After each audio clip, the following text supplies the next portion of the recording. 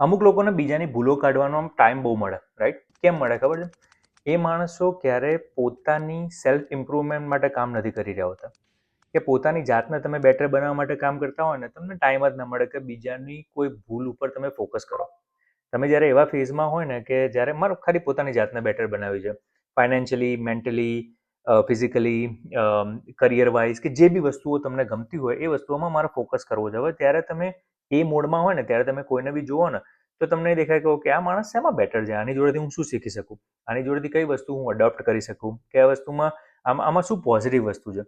એ આપણું natural state of mind થઈ જ જાય, કારણ કે આપણે એ ફેઝમાં છીએ કે આપણે બેટર બનવું છે. તો બીજી બધી જગ્યાએથી આપણને બેટર બનવા માટેનો સામાન, સાધન કે માણસો કે થિંકિંગ ક્યાંથી મળે છે. પણ જ્યારે એ ફેઝમાં ના હોઈએ ને ત્યારે આપણે એ પેલું બધું આવે કે યાર પેલો આ નહીં બરોબર કરતો, એટલે ભાઈ એને જે કરવું એ કરવા દે ને, આપણે આપણા સેલ્ફ ઇમ્પ્રુવમેન્ટ માટે કામ કરો, લાંબા ગાળે એ કામમાં આવશે. પેલાની ભૂલો કાઢવાથી આપણો કોઈ ફાયદો નહીં થાય, બહુ કદાચ એનો ફાયદો થશે કે ભાઈ એને તમે ભૂલ બતાવીને એ રહ્યો કદાચ ભૂલ સુધારી દેશે. અને ગુડ, તમારે સેવા કરવી હોય, ચેરિટી કરવી હોય, કરો. પણ સૌથી પહેલી પ્રાયોરિટી હોવી જોઈએ કે ભાઈ આપણે આપણી પોતાની જાતને બેટર બનાવીએ. એ કરીશું ને તો બીજું બધું ઓટોમેટિકલી સરખું પોઝિટિવ દેખાવાનું ચાલુ થઈ જશે.